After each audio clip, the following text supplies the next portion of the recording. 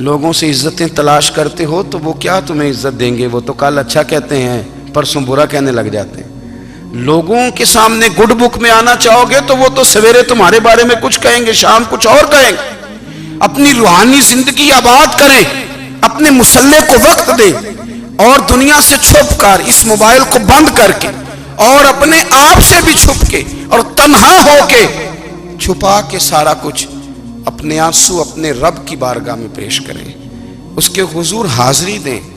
سنو نا ترمذی کی حدیث، اور اسے یاد رکھنا، نبی پاک علیہ السلام نے فرمایا اپنے دکھ لوگوں کے سامنے نہ بیان کرنا، سیٹھوں نوابوں کو نہ بتاتے پھرنا، دنیا داروں کے سامنے جا کے نہ رونا کہ میں تکلیف میں ہوں۔ فرمایا اگر دنیا داروں کو دکھ بتاؤ گے رب تمہیں کبھی غنی نہیں کرے گا۔ اور لوگ ہیں کہ الٹا مذاق اڑائیں گے آپ کی، جس سے بڑی پکی یاری ہے نا، پکی، وہ تب تک پکی ہے جب تک آپ نے 50,000 مانگا نہیں، اور جس وقت آپ نے کہہ دیا کہ میں مجبور ہوں میری مدد کر، تو پھر ختم ہو گئی دوستی۔ لوگوں کی تعلقات آپ کے ساتھ تب تک ہیں جب تک آپ ان سے کوئی ضرورت وابستہ نہیں کرتے۔ کریم محبوب فرمانے لگے بندوں کے سامنے دکھ نہ بیان کرنا، اللہ تجھے کبھی غنی نہیں کرے گا۔ تو اپنے دکھ اپنے رب کو بتا، تو دعائیں مانگ، تو اس کی بارگاہ میں حاضر ہو، تو اس کے حضور عرض کر۔ فرمایا اپنے دکھ اپنے رب کو بتا، وہ جلدی کرے یا دیر سے کرے تجھے ساری دنیا سے بے نیاز کر دے گا، تجھے کسی کا محتاج نہیں رہنے دے گا۔ اپنے مسلح کو، اپنی دعاؤں، ایک بزرگ فرماتے ہیں میں نے دعا مانگنے کا طریقہ اپنی بیوی سے سیکھا، دعا مانگنے کا طریقہ اپنی، سیکھنے والے تو اپنے بچوں سے بھی سیکھ لیتے ہیں، سیکھنے والے تو ہر ایک سے سیکھتے ہیں۔ وہ کہتے ہیں میں نے دعا مانگنے کا سلیقہ اپنی بیوی سے سیکھا ہے۔ حضرت وہ کس طرح؟ فرمانے لگے میری بیوی نے نا مجھے کوئی کام بتایا، کچھ پیسوں کی ضرورت کے لیے کہا، تو میں نے اسے کہا کہ بھئی ابھی میرے پاس نہیں ہے، کچھ دنوں میں آتے ہیں تو میں دے دوں گا۔ عورتوں کی عادت ہوتی ہے وہ بار بار یاد کراتی ہیں، 2-4 دنوں کے بعد پھر اس نے کہا حضرت وہ میں نے کہا تھا کچھ پیسے، میں نے اسے کہا کہ ابھی میرے پاس نہیں ہے، کچھ دنوں میں ملتے ہیں تو میں تمہیں دے دوں گا۔ اس نے کچھ دنوں کے بعد پھر کہا حضور وہ میں نے کچھ پیسے کہے تھے۔ فرماتے میں نے ڈانٹ دیا، میں نے کہا کہ کیا تو روز مجھے شرمندہ کرتی ہے، کہا نا میرے پاس نہیں ہے، ہوں گے تو دے دوں گا، تو روز یاد کراتی ہے۔ فرماتے ہیں اس نے پہلے تو میری ڈانٹ کو سہا، پھر میرے سخت جملوں نے اس کی آنکھوں میں آنسو پیدا کر دیے، پھر اس نے اپنے آنچل میں اپنے اس دکھ کو سمیٹا، اور پھر اس نے ایک جملہ کہا تو میں رو پڑا، اور مجھے اپنے رب سے مانگنے کا طریقہ آ گیا۔ مجھے کہنے لگی حضرت جی آپ نے ڈانٹ دیا میں نے سہ لیا، پر آپ ہی میرے شوہر ہیں، بتائیں نا آپ سے نہ کہوں تو میں کس سے جا کے کہوں۔ فرماتے ہیں میں رو پڑا، اور میں کھل کے رویا، اور میں تڑپ کے رویا، اور پھر میری سسکیاں بند گئیں۔ تو مجھے کہنے لگی آپ کو کیا ہوا؟ میں نے کہا مجھے بھی دعا مانگنی آ گئی ہے، جب میں اسے کہوں گا نا اللہ تو ہی میرا رب ہے، میں تجھ سے نہ کہوں تو میں کس سے جا کے کہوں؟ میں کیوں کسی بندے سے سوال کروں؟ میں کیوں کسی دنیا دار سے کہوں؟ میں تیرے بندوں کا، نیک بندوں کا وسیلہ لے کے، تیرے محبوب کی غلامی لے کے تیری بارگاہ میں آیا، تجھ سے نہ مانگوں تو کس سے مانگوں؟ سمجھ آ گئی ہے؟ جب میں اس رنگ میں مانگوں گا تو پھر رب میرے اوپر بڑا ہی فضل فرمائے گا، وہ میرے اوپر بڑی رحمت کرے گا، وہ میرے لیے آسانیاں کرے گا۔ عزیز دوستو، ہم اس طرح کرنے لگ گئے ہیں کہ ہم نے نا اپنے تعلقات پر اعتماد کرنا شروع کر دیا ہے۔ میرے تعلقات بہت ہیں، ہم نے اپنی دولت پر اعتماد کرنا شروع کر دیا ہے، میرے پاس دولت بہت ہے۔ ہم نے اپنے علم پر، اپنی شہرت پر اعتماد کرنا شروع کر دیا ہے کہ میرے پاس فلاں چیز بہت ہے۔ یاد رکھنا جب بے نیاز اپنی صفت بے نیازی دکھاتا ہے تو بڑی بڑی دولتوں والے مجبور نظر آتے ہیں۔ بھائیو جب انسان کا رشتہ اپنے مالک کے ساتھ ہوتا ہے پھر تو غم بھی کچھ نہیں کہتے، پریشانیاں بھی کچھ نہیں کہتی، پھر تو زندگی صبر والی، پھر تو زندگی توکل والی، پھر تو زندگی بھروسے والی، پھر انسان اپنے آپ کو رسوا نہیں کرتا، دنیا داروں سے امیدیں اس کی ختم ہو جاتی، امیدیں اللہ رسول سے لگا لیتا ہے، مضبوط ہو جاتا ہے، مضبوط، طاقتور ہو جاتا ہے، خوددار ہو جاتا ہے، باوقار باعزت ہو جاتا ہے۔ حضرت بہلول دانا رحمت اللہ علیہ بیٹھے تھے تو ہارون رشید حج کر کے آ رہا تھا، تو رستے میں حضرت شیخ سے ملاقات ہو گئی تو السلام علیکم کے بعد کہنے لگا حضور کوئی حکم ہو تو بتائیے گا. تو حضرت بہلول دانا فرمانے لگے تیرا رب کون ہے؟ اس نے کہا اللہ. تو فرمایا میرا کون ہے؟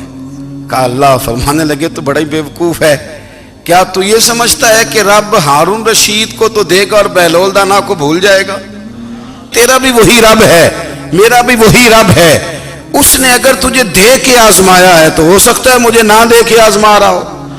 جب اس کی حکمت کے تقاضے ہوں گے تو عطا کرے گا اور دے گا. تو جا اپنا کام کر. بھائی اپنی روحانی زندگی، اپنی عبادات، اپنے وظائف، اپنے روزمرہ کے معاملات، اپنی دعائیں، اپنا استغفار. دیکھو کوئی مشکل کام تو نہیں 2 رکوع ہیں سورہ واقعہ کہ اگر رات کو پڑھ لی جائے تو. میں کس طرح یہ بات بیان کروں کہ تعویذ بانٹنا آسان ہے اور وظیفہ بتانا مشکل ہے. سارا دن تعویذ بانٹیں تو لوگ لینے کو تیار ہیں، اور اگر آپ وظیفہ بتائیں تو کہتے ہیں تو مشکل کام ہے. او خدا کے بندے، اگر آپ کا تعلق قرآن پاک کے ساتھ مضبوط ہو، قرآن پاک کے ساتھ اگر آپ کا رشتہ ہو، لوگ سفارشیں ڈھونڈتے ہیں نا دنیا میں، کوئی تعلق مل جائے تو میرا کام ہو جائے. دنیا میں اتنا مشکل معاملہ ہے، آخرت میں مجھے بتائیے گا کتنا مشکل معاملہ ہوگا. میرے نبی پاک صلی اللہ تعالی علیہ وسلم نے فرمایا جو لوگ سورہ ملک پڑھا کرتے تھے نا، سورہ ملک، یہ سورت ملک قیامت میں ان کی سفارش کرے گی، اور اس طرح کرے گی کہ کہے گی اے اللہ یہاں اس بندے کو جنت میں داخل کر دے یا مجھے قرآن پاک سے علیحدہ کر دے. تو رب فرمائے گا جا اس کا دامن تھام کے اسے جنت تک پہنچایا. آپ بات کو سمجھیں، جب آپ کے تعلقات اپنے معاملات کے ساتھ مضبوط ہوں گے، یہ نبی کریم نے وعدہ کیا ہے کہ تو سورت واقعہ پڑھ تیرے گھر میں فاقہ نہیں آئے گا. حضرت عبداللہ ابن مسعود رضی اللہ تعالیٰ عنہ بیمار تھے تو حضرت عثمان غنی رضی اللہ تعالیٰ عنہ تیمارداری کے لیے تشریف لے گئے اور جا کر کے کہا کہ آپ بڑے بیمار ہیں، آپ کی بیٹیاں زیادہ ہیں، میں چاہتا ہوں کہ خزانے میں سے کچھ مدد کروں. تو سیدنا عبداللہ ابن مسعود رضی اللہ تعالیٰ عنہ اٹھ کے بیٹھ گئے اور کہنے لگے امیر المومنین، اللہ آپ کو میری طرف سے، میری بیٹیوں کی طرف سے بہتر صلہ دے. میری بیٹیوں کو کسی خزانے کی ضرورت نہیں، میں نے انہیں خزانہ دے دیا ہے. کہا جناب آپ نے کون سا خزانہ دیا ہے، میں آپ کے مالی معاملات کو جانتا ہوں. تو فرمانے لگے امیر المومنین، میرے نبی کریم نے فرمایا ہے جو سورت واقعہ پڑھے اسے کبھی فاقہ نہیں آتا. میں نے بیٹیوں کو یاد کرا دی ہے، یہ خزانہ میں نے انہیں دے دیا ہے. وہ سارے والدین سنیں جو بیٹیوں کے لیے پریشان رہتے. حضرت عبداللہ ابن مسعود نصیحت کر رہے ہیں، فرمانے لگے میں نے سورت واقعہ یاد بھی کرا دی ہے، پڑھنے کی عادت بھی ڈال دی ہے. حضور نے فرمایا ہے جو سورت واقعہ پڑھے اسے فاقہ نہیں آتا. کہنے لگے چاند تو اپنی جگہ چھوڑ سکتا ہے، سورج گر سکتا ہے، تارے ٹوٹ سکتے ہیں، پر مدینے والے رسول کی بات غلط نہیں ہو سکتی. حضور نے فرمایا فاقہ نہیں آئے گا تو انشاءاللہ کبھی بھی نہیں آئے گا. کرنے کا کام یہ ہے کہ ہم اپنے معاملات، اپنی عبادات، اپنی دعائیں، کبھی 10 منٹ عادت ہو جائے نا دعا مانگنے کی علیحدہ سے رات کو. حضور نے فرمایا جو فرض نماز کے بعد دعا مانگے اللہ اس کی قبول کر لیتا ہے. نبی پاک صلی اللہ تعالی علیہ وسلم نے فرمایا اللہ مسافر کی دعا قبول فرماتا ہے. حضور نے فرمایا اللہ مظلوم کی دعا قبول فرماتا ہے. حضور نے فرمایا بیمار سے دعا کراؤ اللہ اس کی دعا قبول فرماتا ہے. میرے نبی پاک نے فرمایا ماں باپ جب بھی اولاد کے لیے ہاتھ اٹھائیں، ویسے تے بلے شاہ تو آسمانی اڈ دیا ہی پھڑ دیں، جڑا گھر بیٹھا انہوں بڑھیا ہی نہیں. حضور فرمانے لگے ماں باپ جب بھی اولاد کے لیے دعا فرمائیں اللہ ان کی دعا کو قبول کرتا ہے. آپ اپنا تعلق بنائیں دعا کے ساتھ، عبادت کے ساتھ، مصلی کے ساتھ رشتہ بنائیں، استغفار پڑھیں. صلاح الدین ایوبی صلیبی جنگوں میں تھے، رات کو مسجد اقصیٰ میں نماز پڑھی تو پریشان تھے. ایک بزرگ سے ملاقات ہوئی تو وہ کہنے لگے کہ آپ بڑے پریشان ہیں. کہنے لگے حضور پریشان اس لیے ہوں کہ پہلے ہی مسلمان کمزور ہے، اب میں نے سنا ہے دشمن کا ایک بحری بیڑا وہ جنگی سامان سے بھرا ہوا آ رہا ہے، تو اب ان کے پاس اور تلواریں اور نیزے آ جائیں گے، مسلمانوں کے پاس پہلے ہی وسائل کی کمی ہے، پریشان ہو کس طرح کر کے مقابلہ کریں گے. یہ بات کہتے ہی صلاح الدین ایوبی نے بزرگوں سے کہا حضور آپ بھی دعا کرنا، دعا کی بڑی طاقت ہے. میرے نبی پاک نے فرمایا دعا مومن کا ہتھیار ہے، دعا مومن کا، دعا مومن کا۔ حضور نے فرمایا تقدیر کو سوائے دعا کے کوئی چیز نہیں بدل سکتی، دعا مومن کا ہتھیار ہے، یہ کافر کے پاس کوئی نہیں، یہ ہتھیار ہے مومن کا۔ اللہ کرے آپ کو سمجھ آئے، پھر سنیں، کئی بار کہہ چکا ہوں یہ ہتھیار ہے۔ کافر کے مقابلے میں جو تیرے پاس سب سے بڑا ہتھیار ہے وہ دعا ہے۔ دعائیں کرانی چھوڑ دی، کرنی چھوڑ دی، لینی چھوڑ دی۔ حضرت سیدنا انس بن مالک رضی اللہ تعالیٰ عنہ فرمایا کرتے تھے، میں نے وہ رنگ دیکھا ہے جب حضور دعا مانگتے تھے اور حضور کی مقدس آنکھوں میں آنسو بھی ساتھ ہی بہا کرتے تھے، میں نے وہ انداز دیکھا ہے۔ تو صلاح الدین ایوبی بزرگ سے کہنے لگے آپ بھی دعا کیجیے، اور خود رونے لگے اور سر سجدے میں رکھ کے رونے لگے، اور عشاء سے لے کر فجر تک روئے، خوب روئے۔ صبح وہ بزرگ آئے تو صلاح الدین ایوبی کا خوبصورت اور ہنستا ہوا چہرہ دیکھا، کہنے لگے آپ بڑے خوش ہیں، رات تو میں نے بڑے روتے ہوئے دیکھا تھا۔ تو کہنے لگے حضور وہ جو بحری بیڑا آ رہا تھا نا وہ پانی میں ڈوب گیا ہے، اب وہ نہیں آ رہا، ابھی خبر آئی ہے تو میں بڑا خوش ہوں۔ بزرگ کہنے لگے اٹھ سینے سے لگ اور سن ایک بات، وہ بحری بیڑا پانی میں نہیں ڈوبا، وہ تیرے آنسوؤں میں ڈوب گیا ہے۔ وہ جو تو رات رویا ہے نا رب کریم کی بارگاہ میں تو وہ ڈوب گیا ہے۔ حضرت عائشہ صدیقہ رضی اللہ تعالیٰ عنہ فرماتی ہیں ایک عورت تھی اور اسے نبی پاک صلی اللہ تعالیٰ علیہ وسلم نے نا وہ کلمہ پڑھ کے مسلمان ہوئی، مدینہ طیبہ آ گئی تو حضور نے مسجد نبوی شریف میں اس کے لیے مکان، ایک سادہ سا کمرہ ساتھ مسجد کے بنوا دیا، وہیں رہنے لگی۔ اکثر وہ سیدہ طیبہ کے پاس آتی تو حضرت عائشہ صدیقہ رضی اللہ تعالیٰ عنہ فرماتی ہیں وہ بڑی باتیں سناتی اور آخر میں کہتی وہ ہار والا دن بھی بڑا عجیب دن تھا اور میرے رب کی قدرتوں کا دن تھا، وہ بھی بڑا عجیب دن تھا۔ سیدہ عائشہ صدیقہ رضی اللہ تعالیٰ عنہ ایک دن فرمانے لگی کہ تو ہار والے دن کا بڑا ذکر کرتی ہے، وہ کیا دن تھا؟ تو خاتون کہنے لگی اماں جی وہ دن تھا جب میرے رب پر بھروسہ اور مضبوط ہو گیا، جس دن میرا اپنے رب پر توکل اور بڑھا، میرے ایمان میں یقین میں اور پختگی آئی۔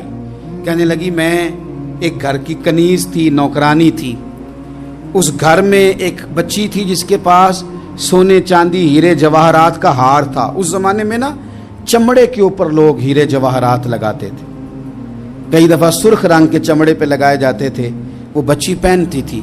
تو کہتی ہیں وہ بچی کے اس نے اتار کے رکھا یا اس سے گرا وہ ہار تو چیل اسے اٹھا کے لے گئی گوشت سمجھ کے اور میرے سامنے اٹھا کے لے گئی۔ گھر والوں نے مجھ سے پوچھا، یہ بخاری میں موجود ہے، گھر والوں نے پوچھا مجھ سے کہ وہ ہار کہاں ہے تو میں نے کہا چیل اٹھا کے لے گئی۔ گھر میں کچھ چوری ہو جائے تو سب سے پہلا الزام کس پہ لگتا ہے؟ ملازمین پہ۔ کہتے انہوں نے مجھے بڑا مارا، بڑی تکلیف تھی، حتیٰ کہ میری شرمگاہ تک کی تلاشی لی، میری عزت اتنی خراب کی میں بتا نہیں سکتی۔ میں نے اپنی زندگی میں ایک واقعہ دیکھا، ایک امیر گھر میں چوری ہو گئی، ملازم کو اتنا مارا کہ وہ چارپائی پہ پڑ گیا، پولیس والوں سے اتنی مار پروائی گئی کہ وہ بیچارہ چارپائی پہ پڑ گیا، اور پھر وہ اتنا بیمار ہوا اور کچھ دنوں کے بعد پتہ چل گیا کہ چور تو اپنا بیٹا ہے ان کا، پھر اس کا انتقال ہو گیا۔ اب وہ سیٹھ صاحب اور گھر والے آ کے نا مرنے والے کے کان میں معافیاں مانگ رہے ہیں، کان میں۔ تو میں نے ان سے پھر کہا تھا کہ یہ تو اب چلا گیا ہے، تمہارا زور چلتا تھا نا تو تم نے قانون خریدا اور تم نے اسے جتنا ہو سکا تم نے اسے مار پڑوائی، تمہارے پاس جو عدالتیں تھیں تم نے وہاں کارروائی کی، اب ایک عدالت قیامت کے دن لگے گی۔ یہ کمزور تھا نا، کچھ کر نہیں سکا۔ میرے نبی پاک صلی اللہ علیہ وسلم نے فرمایا سن لو، اگر سینگ والی بکری نے بغیر سینگ والی بکری کو تکلیف دی ہوگی نا تو قیامت کے دن اسے بھی بدلہ دینا پڑے گا کہ تیرے پاس سینگ تھے اور تو نے اسے مارا تھا۔ وہ خاتون عرض کرتی ہے سیدہ عائشہ کی خدمت میں کہ مجھے بڑا مارا، مجھے تکلیف دی، میں کہہ رہی تھی کہ میرے سامنے چیل لے گئی ہے پر وہ نہیں مان رہے تھے، اماں جی انہوں نے مجھے بڑا مارا۔ حضرت عائشہ صدیقہ کہتی ہیں پھر کیا ہوا؟ کہنے لگی اماں جی جب کوئی میرا مددگار نہ رہا، مجھے تکلیف دے رہے تھے، رسوا کر رہے تھے، تو میں نے اپنے رب سے مدد چاہی، میرے رب کی طرف میں نے توجہ کی، میں نے کہا مالک اب تو ہی میرا مددگار ہے، कहती है वो मुझे मार रहे थे तो वो चील जो हार ले गई थी वही लेके वापस आ गई, और हमारे सरों के करीब ला के उसने जब उस हार को फेंका, वो मुझे छोड़ के साइड पे हुए, वो मेरी बेगुनाही जान गए। लेकिन आपको बताऊं, उस दिन से मेरा अपने रब पर यकीन और बढ़ गया। मुझे समझ आ गई कि जब इंसान पूरा टूट जाता है और जब कोई चारों जानिब उसका मददगार नहीं होता, तो रब तो होता है ना, अल्लाह तो उसका मददगार होता है ना, वो तो फिर अपने उस बंदे की मदद करता है ना, फिर वो तो तवानाई देता है ना, वो तन्हा नहीं छोड़ता, वो तो आंसुओं वालों के आंसुओं पे बड़ा करम फरमाता है, वो तो कसम पुरसी में आ जाता है, उसकी रहमत बढ़ के इस्तकबाल कर लेती। ओ मेरी मिल्लत के जवानों, मज़ा नहीं आ जाता जब सारी दुनिया सोई हो, सारी दुनिया, और बिस्तर भी गर्म हो और नींद भी पूरा गलबा कर रही हो, और अचानक घंटी बजे दिमाग में, आंख खुले, घड़ी पे नजर पड़े, 3:30-4 बजे का पैगाम घड़ी बताए, और कोई चढ़ती जवानी वाला उठ के वुजू करे, और जब वो मुसल्ला खोल के बिछाए तो मदीने वाले महबूब कहते हैं कि हर नमाज पे रब सवाब देता है, और जो उठ के तहज्जुद की नमाज पढ़े उसे देख के तो रब मुस्कुराता है, जो उसकी शान के लायक है, जो उसकी शान के लायक, वो मुस्कुराता है, खुश होता है कि मेरा बंदा तहज्जुद में उठ गया, वो मुस्कुराता है। काश हमारी सुबहें कभी अपने मालिक के नाम हो जाएं, काश के सुबह। हजरत अबुल हसन रहमतुल्लाह ताला अलैह हजरत माज इब्ने जबल रदी अल्लाह ताला अन्हु के पास बैठा करते थे। फरमाते हैं उनसे जो प्यार बढ़ा तो फिर मेरा मुसल्ले से भी बढ़ गया। ताबीएं फरमाते हैं सहाबी रसूल से मोहब्बत हुई तो जिक्र से भी हो गई, फिर दुरूद शरीफ से भी हो गई, मोहब्बत उनसे बढ़ी तो फिर अल्लाह ने मस्जिद का प्यार भी बढ़ा दिया। आप फरमाते हैं कि मेरी हर वक्त तबीयत चाहती थी कि बस अल्लाह अल्लाह करूं, बस अल्लाह अल्लाह करूं, बस ना मैं ज़रा थोड़ी जान छुड़ाऊं लोगों से, कुछ 10 मिनट मिले तो मैं कुछ 4 नफल पढ़ लूं, मैं थोड़ा सा ना बचूं लोगों से, और मुझे तस्बीह मिले तो मैं ना कुछ 400-500 दफा इस्तिगफार पढ़ूं, सुभान अल्लाह, अल्हम्दुलिल्लाह, अल्लाहु अकबर, ला हौला वला कुव्वता इल्ला बिल्लाह, मैं ना तस्बीहात पढ़ूं।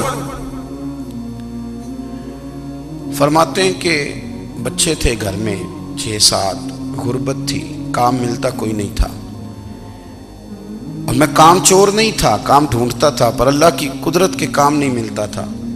फरमाते हैं कि मैंने एक दिन अपनी अहलिया से कहा कि आज मैं फिर जाता हूँ काम ढूंढने, तो मेरी बीवी बड़ी फर्मा बरदार थी, पर उस दिन ना गुर्बत के हाथों तंग आके कहने लगी, आज नाना कोई तू चीज़ लेके आया, तो मुझसे बच्चों की भूख नहीं देखी जाती है, सब रोगां दा रोग मुहम्मद जिसदा नाम गरीबी, कंड बुला के लंघ जाते नहीं दोस्त यार करीबी, आज ना कुछ लेके आया तो मैं बच्चे लेके मेके चली जाऊंगी। शेख फरमाते हैं कि मैं बड़ा परेशान घर से निकला, पर मैंने सुबह से लेके जोर तक काम ढूंढा, काम मिला कोई नहीं, तो मेरे दिल में ख्याल आया चलो काम नहीं मिलता तो अल्लाह अल्लाह तो करे ना, चलो बंदों की मजदूरी नहीं मिलती तो रब करीम की इबादत ही करते हैं। फरमाते हैं कि मैंने ना फुरात के पानी से वुजू किया, नहर के, शदीद धूप थी, साथ रेत थी और रेत तप रही थी, मैंने अपना रुमाल वहीं मुसल्ला के तौर पर बिछा लिया, और फरमाते हैं कि जोर से लेकर असर तक नमाज पढ़ी, धूप भी पूरे जोर पे, पर मेरे सजदे का ज़ौक़ भी पूरे जोर पे। फरमाते हैं सूरज भी चमक रहा है और रब की इबादत का ज़ौक़ भी पूरे जोर पे, मैं सजदा करूं तो फिर मेरा उठाने को जी ना चाहे। मेरे उस्ताद लिखा करते थे, ये उनका शेर है, वो कहा करते थे मुझे सोज दे, मुझे साज दे, और मुझे नीम शब का न्याज दे, दमे सजदा खुद को मैं तोड़ दूं, मुझे ऐसा ज़ौक़ नमाज दे। और मैं तेरी बहार का फूल हूं, मैं खिला भी हूं तो तेरे लिए, मुझे मेरी शाख से तोड़ ले, मुझे अपनी जुल्फ का नाज दे। भाई फरमाते हैं कि असर तक मैंने नफल पढ़े, दिल ढलने लगा, असर की नमाज पढ़ी और मैं वहां से चला। अब मैं जब निकलने लगा तो दिल में ख्याल आया कि छोटी छोटी दीवारें हैं घर की, बगैर कुछ लिए जाऊंगा तो बीवी दूर से देखेगी तो शोर करेगी कि फिर खाली हाथ आ गया है। कहते मैंने अपने उसी रुमाल में जिस पे मैंने नमाज पढ़ी थी ना, रुमाल में پکی آخی دے پنجابی جو صافا کہتے ہیں اسی میں نا میں نے کچھ ریت بھر لی کہ وہ دور سے دیکھے گی تو سمجھے گی کچھ لے کے آیا ہے، چلو جا کے اسے بتا دوں گا کہ آج پھر مزدوری نہیں ملی۔